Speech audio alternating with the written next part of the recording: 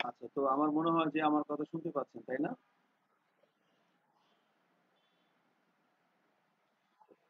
Okay, thank you. তাহলে আহ, আমি আমার কম্পিউটারের একটা জায়গাতে ধরেন যে আমি আমার কম্পিউটারে ধরেন স্টারের ভিতরে এই এই জায়গাটাতে, হ্যাঁ, এখানে আমি একটা ফোল্ডার তৈরি করে নিচ্ছি। ফোল্ডারের নাম দিলাম ধরেন যে লাইক ধরেন জাভাস্ক্রিপ্ট।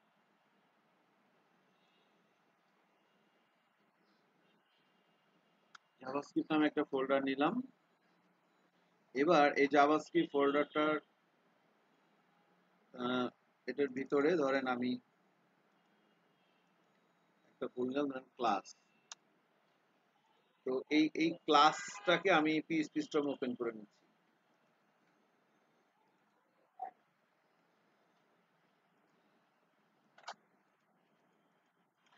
ডি ড্রাইভের মধ্যে আছে, স্টাডির মধ্যে এই যে জাভাস্ক্রিপ্টের মধ্যে এই যে ক্লাস, এই ফাইলটা ওপেন করে নিলাম। তো জাভাস্ক্রিপ্টের উপর আমি যে কয়টা ক্লাসই নেই এখানে থাকবে আর কি, ইনশাল্লাহ। তো ফার্স্ট অফ অল আমি এখানে প্রথমে একটা ফোল্ডার তৈরি করে নিচ্ছি, নাম দিচ্ছি লাইক ডে ওয়ান। ঠিক আছে, ডে ওয়ান নাম দিলাম। এন্ড এখন আমাদের ডে ওয়ান এর ভিতরে আমি প্রথমে ধরেন আহ, আমি এমনি কিছু লিখি আর কি। তো ধরেন এই জাভাস্ক্রিপ্ট ফোল্ডারের ভিতরে এখানে আমি ছোট্ট একটা নোট করি। টুকিটাকি কিছু রিসোর্স নিয়ে যদি আমরা কাজ করি সেগুলো আমরা এখানে রাখবো। হ্যাঁ, এই জন্য একটা সাব ফোল্ডার তৈরি করে নিলাম জাভাস্ক্রিপ্টের ভিতরে। আর ক্লাস কন্টেন্ট গুলো এটার ভিতরে থাকবে। By the way, so this is the file actually. And এখানে আমরা যেটা করব সেটা হচ্ছে যে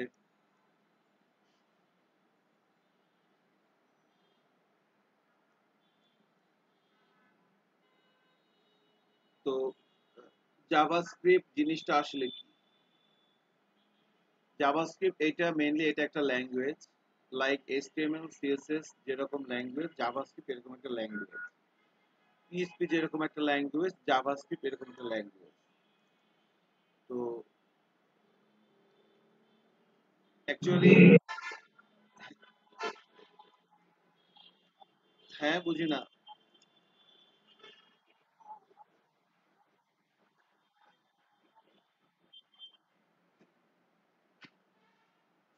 মানে পিএইচপির জন্য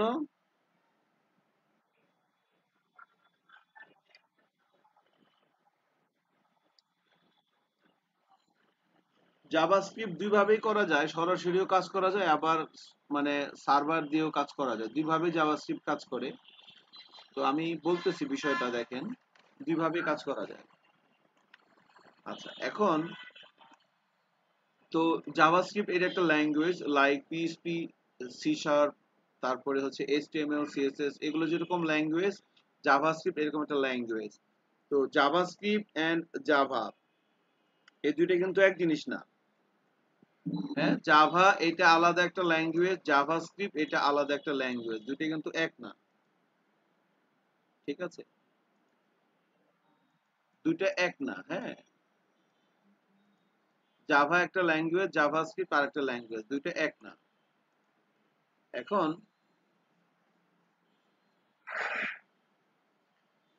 আহ, তাহলে এই জাভাস্ক্রিপ্ট তো একটা ল্যাঙ্গুয়েজ। এখন লাইক এইচটিএমএল সিএসএস, তো এইচটিএমএল ল্যাঙ্গুয়েজের কাজ কি? এইচটিএমএল ল্যাঙ্গুয়েজের কাজ হচ্ছে একটা ওয়েব পেজের স্ট্রাকচার তৈরি করা এবং সেই স্ট্রাকচারের মধ্যে কন্টেন্ট শো করানো। এইচটিএমএল এর কাজ হচ্ছে স্ট্রাকচার তৈরি করা এবং সেই স্ট্রাকচারের মধ্যে কন্টেন্ট শো করানো। এটা হচ্ছে এইচটিএমএল এর কাজ। হ্যাঁ, আচ্ছা। আর সিএসএস এরও কিন্তু একটা কাজ আছে। সিএসএস এর কাজ হচ্ছে এইচটিএমএল দিয়ে আমরা যে স্ট্রাকচার এবং যে কন্টেন্ট তৈরি করে নিচ্ছি, সেই স্ট্রাকচার এবং কন্টেন্টের যে প্রেজেন্টেশন সেটাকে আমরা সিএসএস দিয়ে সুন্দর করি। আচ্ছা, আর জাভাস্ক্রিপ্টের কাজ কি তাহলে? জাভাস্ক্রিপ্ট একটা ল্যাঙ্গুয়েজ, এইচটিএমএল এর যেমন একটা কাজ আছে, সিএসএস যেমন একটা কাজ আছে, এরও একটা কাজ আছে। তো এর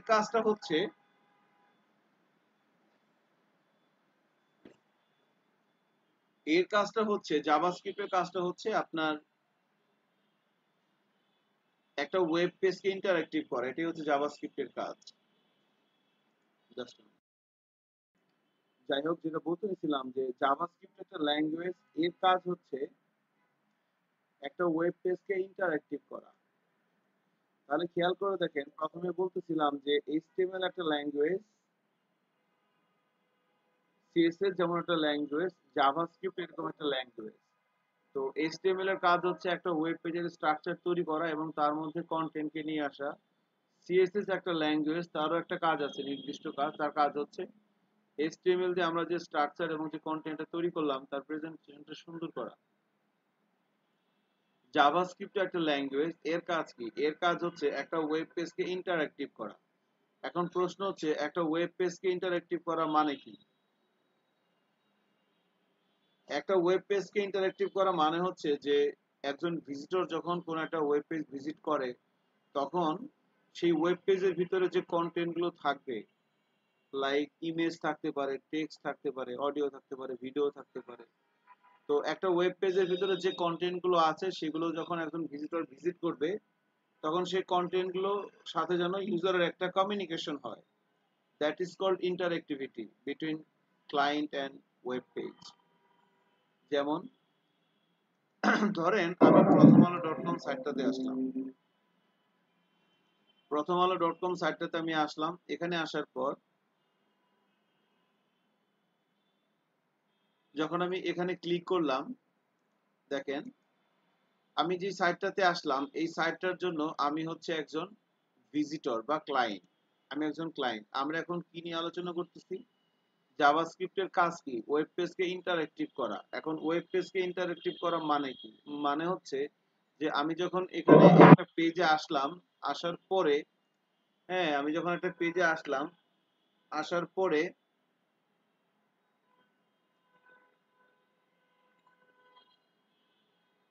আমি কিছু একটা করব এবং আমার কিছু একটা করার জন্য ওয়েব পেজ আমাকে কিছু একটা রিপ্লাই দিবে। যেমন ধরেন আমি এই যে তিনটে ডট ডট, তিনটা দাগ আছে, এখানে ক্লিক করলাম। আমি এখানে কিছু একটা করলাম, করার সাথে সাথে আমাকে ওই কিছু একটা রিপ্লাই দিচ্ছে। আবার আমি এখানে কিছু একটা করলাম, আবার এটা চলে গেল। হ্যাঁ, তো আমি ধরেন স্ক্রল করে নিচে নামতেছি, এই দেখেন এখানে একটা জিনিস ফিক্সড হয়ে গেল। আবার আমি স্ক্রল করে উপরে উঠতেছি, উপরে ওঠার সাথে সাথে এটা আবার বড় হচ্ছে। এই যে নিচে নামলে ছোট হয়, উপরে উঠলে বড় হয়। তার মানে আমি ওয়েব পেজের সাথে কিছু একটা করতেছি, ওয়েব পেজও আমার সাথে কিছু একটা করতেছে।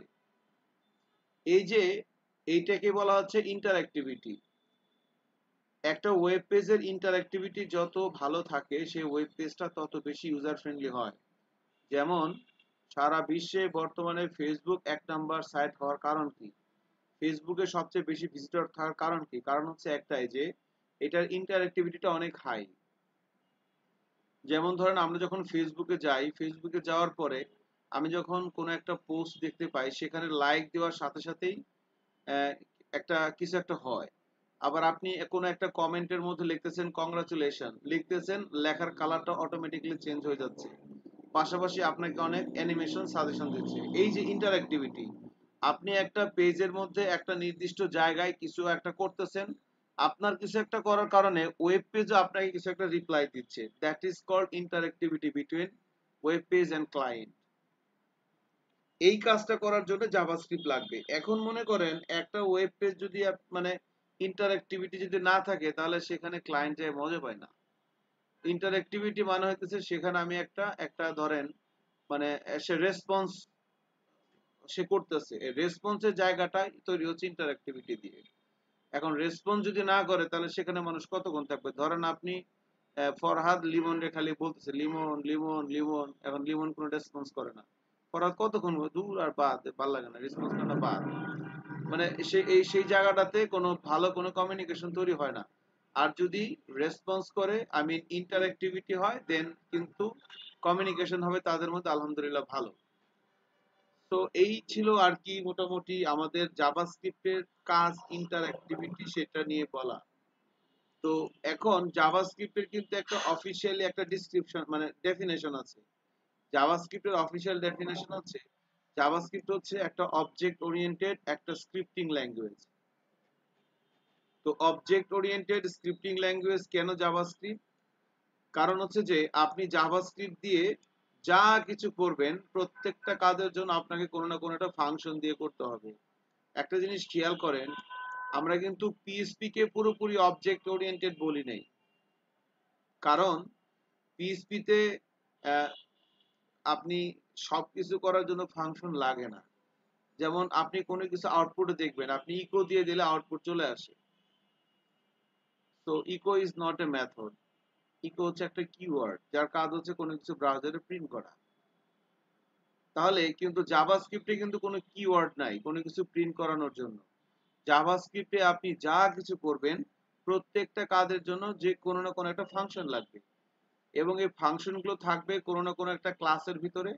আপনাকে সেই ক্লাসের অবজেক্ট ধরে ফাংশনগুলোকে কল করে কাজ করতে হবে। আপনি কোনো একটা HTML এলিমেন্টকে ধরবেন, তার জন্য একটা ফাংশন লাগবে। আপনি কোনো একটা স্ট্রিং ধরেন হ্যালো ওয়ার্ল্ড ব্রাউজারে প্রিন্ট করবেন, তার জন্য একটা ফাংশন লাগবে। আপনি একটা ইনপুট বক্সের মধ্যে কিছু একটা করবেন, তার জন্য ফাংশন লাগবে। তো ইচ অ্যান্ড এভরি ওয়ার্ক, যখন আমি জাভাস্ক্রিপ্টে আসছি, ইচ অ্যান্ড এভরি ওয়ার্ক যখন আমরা করব তখন আমাদের এই আহ, বিষয়টা লাগবে আর কি। আমাদের মেথড ইউজ করতে হবে। উইদাউট মেথড আমরা জাভাস্ক্রিপ্টে কোনো কিছু করতে পারবো না। এখন কথা হচ্ছে তাহলে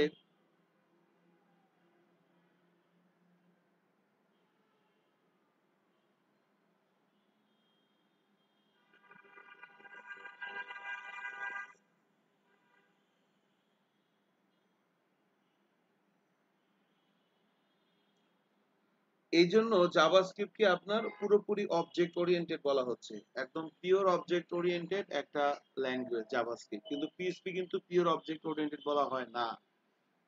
ওকে, তাহলে জাভাস্ক্রিপ্ট একটা মানে পুরোপুরি অবজেক্ট ওরিয়েন্টেড একটা স্ক্রিপ্টিং ল্যাঙ্গুয়েজ। স্ক্রিপ্টিং ল্যাঙ্গুয়েজ কেন বলা হয়? কারণ এইটা মানে যে কোনো ল্যাঙ্গুয়েজের মধ্যে ঢুকে যেতে পারে, যেমন পিএইচপির মধ্যে জাভাস্ক্রিপ্ট ঢুকে যায়। আর জাভাস্ক্রিপ্ট হচ্ছে একটা কমন প্ল্যাটফর্ম, যে লাইক আপনি যদি সি শার্পে কাজ করেন তার জন্য জাভাস্ক্রিপ্ট লাগবে, আপনি যদি অ্যান্ড্রয়েডে কাজ করেন তার জন্য জাভাস্ক্রিপ্ট লাগবে, আপনি যদি ধরেন যে লাইক সব জায়গায় লাগবে। সি শার্প ডট নেট একই। আপনি যদি মনে করেন একটা ডেস্কটপ বেজ অ্যাপ্লিকেশন বানান, সেখানেও জাভাস্ক্রিপ্ট লাগবে। আপনি জাভা দিয়ে কাজ করতেছেন, সেখানেও জাভাস্ক্রিপ্ট লাগবে। তো জাভাস্ক্রিপ্টটা হচ্ছে একটা কমন ল্যাঙ্গুয়েজ। এবং মজার ব্যাপার হচ্ছে যে বর্তমান সময়ে সবচেয়ে পাওয়ারফুল ল্যাঙ্গুয়েজ হচ্ছে জাভাস্ক্রিপ্ট।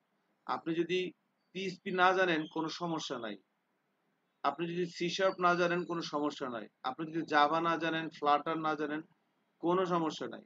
বাট আপনি যদি জাভাস্ক্রিপ্ট না জানেন তাহলে বিশাল সমস্যা। জাভাস্ক্রিপ্ট ছাড়া আপনি কখনোই ভালোভাবে কাজ করতে পারবেন না ইন্ডাস্ট্রিতে। এবং মজার ব্যাপার হচ্ছে জাভাস্ক্রিপ্ট ছাড়া আপনার স্যালারি কোনোদিনও 30,000 টাকার উপর উঠবে না। আপনি জাভাস্ক্রিপ্ট পারেন না, আপনি ম্যাক্সিমাম স্যালারি টাইনা টুইনা বছরে তেলায় তুলে 30,000 টাকা পাবেন, এর উপরে পাবেন না। আর আপনি জাভাস্ক্রিপ্ট জানেন, আপনার স্টার্টিং স্যালারি হবে 70,000 টাকা ভালো মতো জাভাস্ক্রিপ্ট জানলে। স্টার্টিং স্যালারি হবে 70,000 টাকা আপনি যদি জাভাস্ক্রিপ্ট ভালো করে জানেন। তো এবং মানে বর্তমান সময়ে কিন্তু এটার পপুলারিটি সবচেয়ে হাই।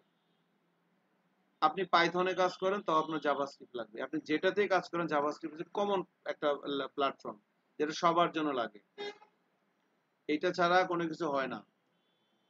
এই জন্য জাভাস্ক্রিপ্টের উপর জোর দিতে হবে। আর আপনি যদি জাভাস্ক্রিপ্ট না জানেন তাহলে তো আপনি ওয়েব ডেভেলপমেন্টের মজাটাই বুঝবেন না।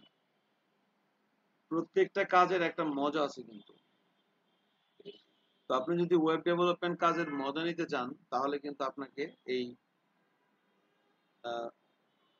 জাভাস্ক্রিপ্ট একটু ভালো করে দেখতে হবে। এখন জাভাস্ক্রিপ্ট এটা আসলে মানে একটু কমপ্লিকেটেড ঠিক না, মানে এটা আসলে মানে একটা অদ্ভুত টাইপের আর কি জিনিস। কমপ্লিকেটেড বললে ভুল হবে, কারণ অ্যাকচুয়ালি আমরা জাভাস্ক্রিপ্টকে পিএইচপির মতোই অ্যাকচুয়ালি।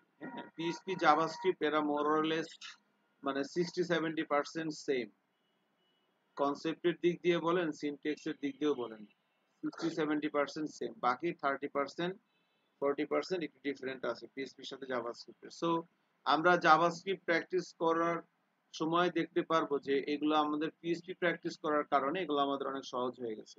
আমরা যখন বিআইটিএম এ সি প্রজেক্টে কাজ করেছি তখন আপনাদের পিএইচপিটা যেভাবে প্র্যাকটিস করা হয়েছে তার উপরেই কিন্তু এটা ডিপেন্ড করতেছে। এখন তাহলে আমরা জাভাস্ক্রিপ্ট নিয়ে বলতে নিছিলাম, তো যাই কিছু করব কোনো না কোনো ফাংশন দিয়ে করব। এখন এই জাভাস্ক্রিপ্টের গুরুত্বটা বলতে নিছিলাম যে আপনি জাভাস্ক্রিপ্ট আপনার জানাই লাগবে, না হলে আপনি ওয়েব ডেভেলপমেন্ট ট্র্যাকে বেশি যেতে পারবেন না। এখন এই জাভাস্ক্রিপ্টের ধরেন যে একটা হিস্টোরি আছে, আমরা হিস্টোরিটা যদি বলি সংক্ষেপে, জাভাস্ক্রিপ্ট ল্যাঙ্গুয়েজটা যে ভদ্রলোক আবিষ্কার করেন ওনার নাম হচ্ছে ব্রেন্ডন ইচ। তো ব্রেন্ডন ইচ এই ভদ্রলোক, this is the man who invented JavaScript. 1995-96 সালের দিকে উনি এই জাভাস্ক্রিপ্টের কনসেপ্টটা নিয়ে আসে ফার্স্ট অফ অল। তো বেসিক্যালি উনি জাভাস্ক্রিপ্টের ফাদার। তো উনি হচ্ছে যে তখন আর কি একটা ব্রাউজার কোম্পানি ছিল, নাম হচ্ছে নেটস্কেপ। নেটস্কেপ নামে একসময় একটা ব্রাউজার ছিল। এখন যেমন Google Chrome, Mozilla Firefox, Opera, safari, atom, এই যে ব্রাউজারগুলোর কথা বলা হচ্ছে, সরি অ্যাটম ব্রাউজার না, অ্যাটম হচ্ছে একটা এডিটর।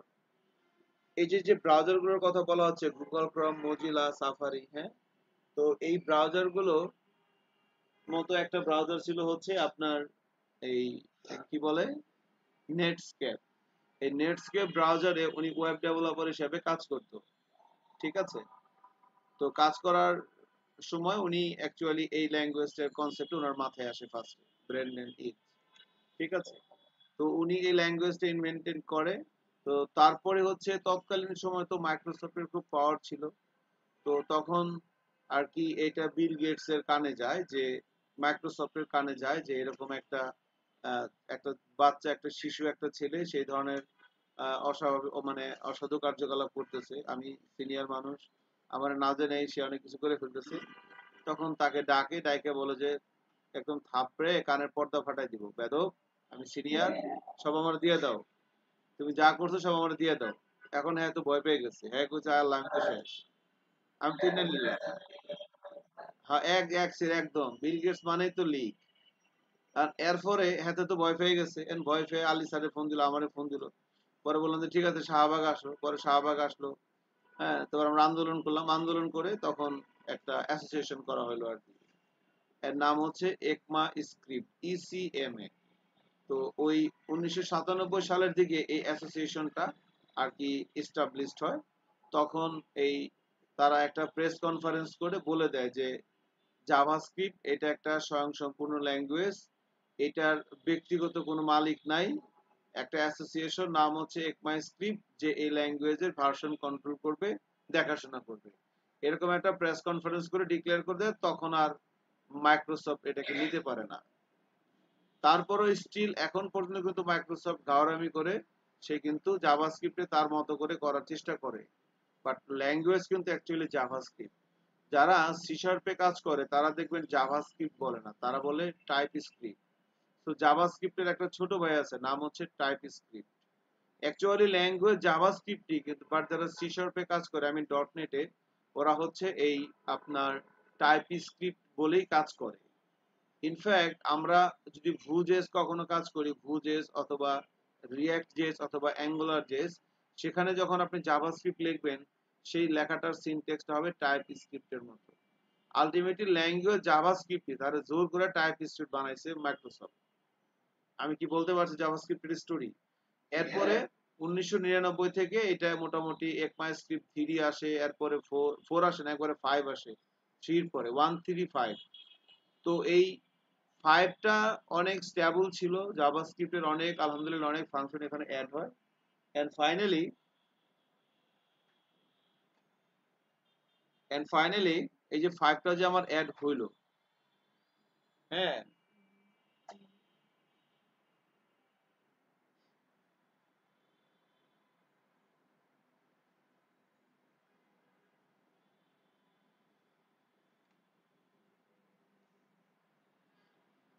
আচ্ছা, তো এই যে ECMAScript 5 যে মানে এটা অ্যাকচুয়ালি জাভাস্ক্রিপ্ট এর লেটেস্ট স্টেবল ভার্সন ছিল। তো জাভাস্ক্রিপ্ট এর একটা ইনটেনশন লিমিটেশন আছে, সেটা কি?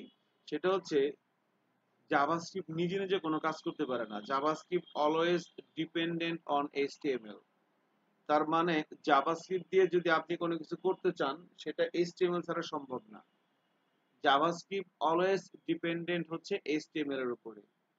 তো ECMAScript 5 ECMA 5 পর্যন্ত জাভাস্ক্রিপ্টের এই ইন্টেনশন লিমিটেশনটা ছিল। পরবর্তীতে জাভাস্ক্রিপ্টের একজন মানে ভালো ডেভেলপার সে জাভাস্ক্রিপ্টের একটা একটা ফ্রেমওয়ার্ক তৈরি করে, একটা স্ট্রাকচার তৈরি করে জাভাস্ক্রিপ্টকে। তার নাম দেয় হচ্ছে নোড.js। তো এই নোড.js টা আসার পরে তখন কিন্তু জাভাস্ক্রিপ্টের দুনিয়াটা অ্যাকচুয়ালি অনেক বড় হয়ে যায়। সো মোহাম্মদ আশরাফুল ইসলাম সাহেব একটা প্রশ্ন করেছিল জাভাস্ক্রিপ্টের জন্য কোনো সার্ভার লাগবে কি লাগবে না। আমি বলেছিলাম লাগতেও পারে, নাও লাগতে পারে, দুই ভাবে কাজ করা যায়। সো আমি যখন জাভাস্ক্রিপ্টে সার্ভার ছাড়া কাজ করব ECMA 5 স্ট্যান্ডার্ড ধরে, তখন জাভাস্ক্রিপ্টের জন্য কোনো সার্ভার লাগবে না। সিম্পলি আমরা একটা HTML অথবা একটা PHP ফাইল নিব, তার সাথে জাভাস্ক্রিপ্টের একটা ফাইল লিংক করে দিব। HTML ফাইলটা ব্রাউজারে রান হবে, HTML ফাইলের থ্রুতে জাভাস্ক্রিপ্ট ফাইলটা কাজ করবে। এটা একটা প্রসেস। এটা হচ্ছে ECMAScript 5 পর্যন্ত। আর ECMAScript 6 এ তখন জাভাস্ক্রিপ্ট স্বয়ংসম্পূর্ণভাবে কাজ করতে পারে, তখন HTML লাগে না। HTML ছাড়াও জাভাস্ক্রিপ্ট তখন কাজ করতে পারে। শুনছেন না কি বললাম? তো ECMAScript 6 জাভাস্ক্রিপ্টের লেটেস্ট ভার্সন বর্তমানে। এই ES6 থেকে জাভাস্ক্রিপ্টটা আপনার HTML এর সাহায্য ছাড়াই কাজ করতে পারে। কিভাবে করে? সো নোড.js এটা হচ্ছে আপনার একটা নোড.js এটা হচ্ছে আপনার একটা সার্ভার।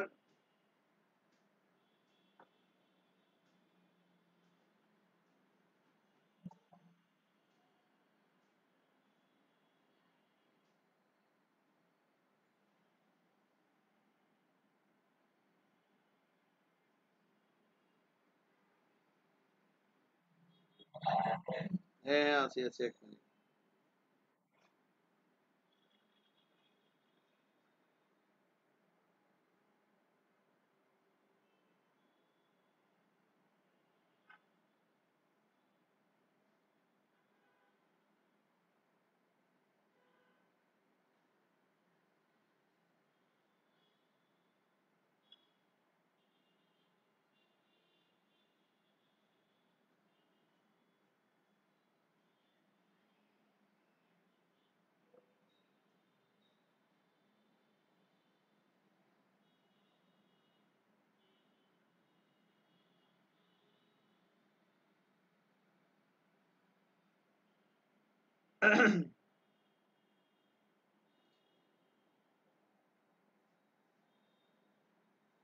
আচ্ছা, যেটা বলতে নিছিলাম, সো তাহলে এটা হচ্ছে ব্যাপার।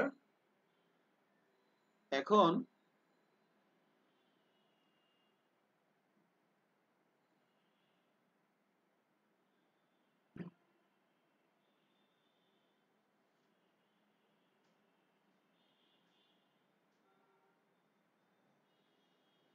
আহ, যেটা বলতে নিছিলাম খেয়াল করেন।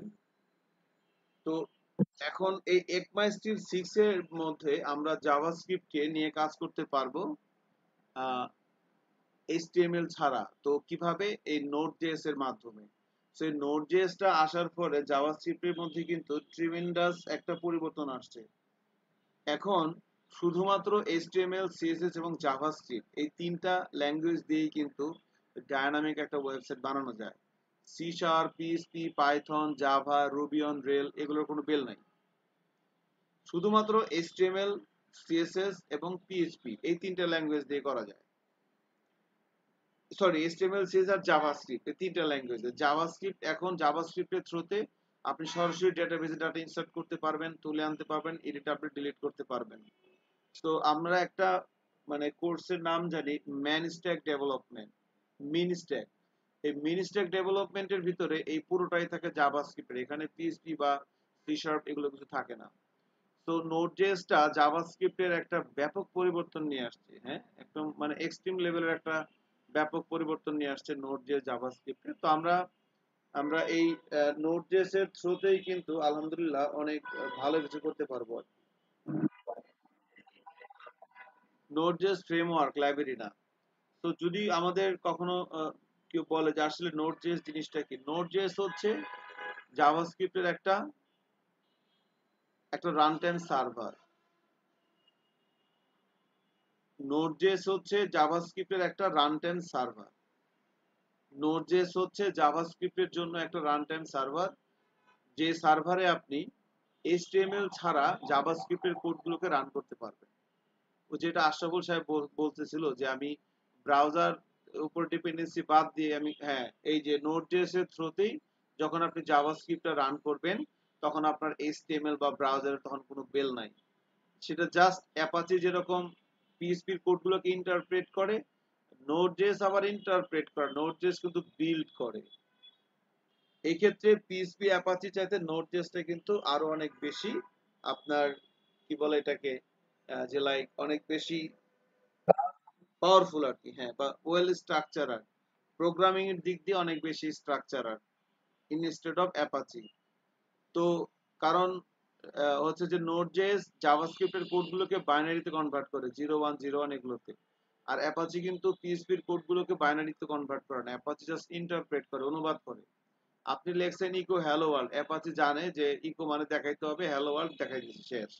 কিন্তু আপনি যদি জাভাস্ক্রিপ্টে লেখেন document dot right hello world, এটাকে যদি আপনি যে লাইক ব্রাউজার ছাড়া মানে এইচটিএমএল ছাড়া আপনি যদি নোড.জেএস দিয়ে প্রিন্ট করেন তাহলে এই কোডটা প্রথমে মেশিন ল্যাঙ্গুয়েজে কনভার্ট হবে, তারপরে এটা আপনি ব্রাউজারে রান করতে পারবেন। ওই পয়েন্ট অফ ভিউ থেকে ইটস বেটার নোড.জেএস। সো বর্তমান সময়ে এই জাভাস্ক্রিপ্টের কিন্তু এখনই যুগ আর কি। জাভাস্ক্রিপ্ট ছাড়া আপনার কোনো বেল নাই। সব কথা শেষ কথা একটাই, without JavaScript you have no বেল। তো জাভাস্ক্রিপ্ট খুবই ভালোভাবে জানতে হবে। এখন আমি কি করব, আপনাকে জাভাস্ক্রিপ্ট একটা স্ট্রং বেসমেন্ট আল্লাহর রহমতে এখান থেকে হয়ে যেতে পারে। তো জাভাস্ক্রিপ্ট টোটাল 4 ভাবে প্র্যাকটিস করতে হয়। জাভাস্ক্রিপ্ট প্র্যাকটিস, জাভাস্ক্রিপ্ট টোটাল 4 ভাবে প্র্যাকটিস করতে হয়। একটা হইতেছে প্রথমে আপনাকে জাভাস্ক্রিপ্ট জানতে হবে। জাভাস্ক্রিপ্ট লেখার একটা নিয়ম আছে, জে বড় হাতের, এস বড় হাতের, জাভা স্ক্রিপ্ট, কেমন? এরপরে 2 নম্বরে হচ্ছে আপনার জাভাস্ক্রিপ্ট জানতে হবে। এটা ইসিএমএ 5 স্ট্যান্ডার্ড জানলে হয়। ইসিএমএ মানে একমাস্ক্রিপ্ট 5, এই স্ট্যান্ডার্ডে জানলেই হবে জাভাস্ক্রিপ্টটা। এরপর জানতে হবে জাভাস্ক্রিপ্টের লাইব্রেরি। জাভাস্ক্রিপ্টের লাইব্রেরি হচ্ছে কোনটা? jQuery। এই jQueryটা জানতে হবে। এরপরে জানতে হবে জাভাস্ক্রিপ্টের ফ্রেমওয়ার্ক। জাভাস্ক্রিপ্ট ফ্রেমওয়ার্ক কোনটা জানবো আমরা? জাভাস্ক্রিপ্টের ফ্রেমওয়ার্ক 2 টাইপের হয়, একটা হচ্ছে ফ্রন্ট, একটা হচ্ছে ব্যাক। ব্যাক তো ফ্রন্ট এন্ডের জাভাস্ক্রিপ্টের ফ্রেমওয়ার্ক কোনটা? একটা হচ্ছে অ্যাঙ্গুলার, একটা হচ্ছে রিঅ্যাক্ট, একটা হচ্ছে ভিউ। আর ব্যাকের কোনটা? ব্যাকের হচ্ছে one and only full and final, Node JS. একটাই, আর কিছু নাই। আর এরপরে হচ্ছে জাভাস্ক্রিপ্টের আরেকটা হচ্ছে প্রসেস। জাভাস্ক্রিপ্টের একটা প্রসেস জানতে হবে আপনাকে। তাহলে জাভাস্ক্রিপ্টের এই টোটাল 4 ধরনের প্র্যাকটিস হয়। জাভাস্ক্রিপ্ট ইসিএমএ 5 স্ট্যান্ডার্ড জানতে হবে, জাভাস্ক্রিপ্টের লাইব্রেরি jQuery জানতে হবে, জাভাস্ক্রিপ্টের ফ্রেমওয়ার্ক ফ্রন্ট এবং ব্যাক এগুলো জানতে হবে। ফ্রন্টের জন্য অ্যাঙ্গুলার, রিঅ্যাক্ট, ভিউ এই তিনটা, ব্যাকের জন্য নোড.জেএস। আর জাভাস্ক্রিপ্টের একটা প্রসেস জানতে হয়, যেটাকে আমরা বলি হচ্ছে অ্যাজাক্স। তো অ্যাজাক্স হচ্ছে জাভাস্ক্রিপ্টের একটা প্রসেস। অনেকেই মনে করে অ্যাজাক্স হচ্ছে কোনো একটা লাইব্রেরি বা কোনো একটা ফ্রেমওয়ার্ক। অ্যাজাক্স কোনো লাইব্রেরিও না, অ্যাজাক্স কোনো ফ্রেমওয়ার্কও না। অ্যাজাক্স হচ্ছে একটা প্রসেসের নাম, একটা প্রসেস। ক্লায়েন্টের রিকোয়েস্ট যখন প্রসেস হয় সেই একটা প্রসেসের একটা নাম হচ্ছে অ্যাজাক্স। ঠিক আছে? তো আমরা এই 4টা প্যাটার্নে জাভাস্ক্রিপ্ট নিয়ে কাজ করব। আমি অ্যাকচুয়ালি এখানে আমাদের এখানে যেটা আছে সেটা হচ্ছে আমি ECMA 5 স্ট্যান্ডার্ড র জাভাস্ক্রিপ্ট দেখবো, আমরা জাভাস্ক্রিপ্টের লাইব্রেরি jQuery টা দেখবো, জাভাস্ক্রিপ্টের ফ্রেমওয়ার্কটা আমাদের এখানে নাই এবং আমি অ্যাজাক্সটা আপনাদেরকে দেখাবো। তো ফ্রেমওয়ার্কটা আমরা এটা এখন দরকার নাই, এটা আমরা পরে দেখে নেবো, আগে র জাভাস্ক্রিপ্টটা শেষ করি।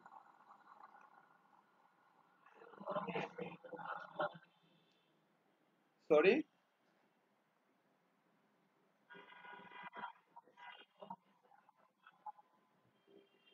নোড জেসটা হচ্ছে বেসিক্যালি, তো বললাম যদি কেউ জিজ্ঞেস করে নোড জেসটা কি, আমরা এক কথায় বলবো নোড জেস হচ্ছে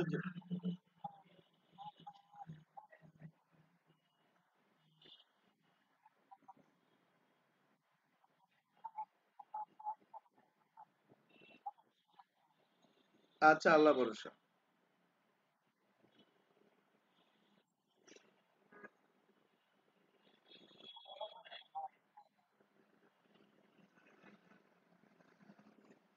আপনাদের ক্লাস শেষ হবে না বলেন তো?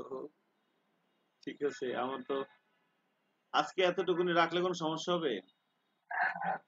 আজকে এতটুকুন রাখিয়ে দিই, হ্যাঁ, এরপরের দিন আমরা এরপরে র জাভাস্ক্রিপ্ট এটার উপরে আমরা কাজ করব, তারপরে jQuery, এরপরে অ্যাজাক্স। অ্যাজাক্সটাই কাজে লাগবে আপনাদের অ্যাকচুয়ালি, অ্যাজাক্স আর jQuery। জি। হ্যাঁ।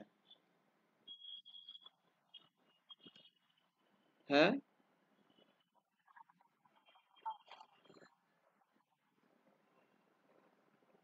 বিআইটিএম এর টাকা, এসএপি টাকা ওটা পান নাই?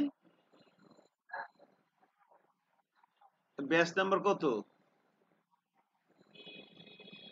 17-18 তো হয়ে গেছে মনে হয়।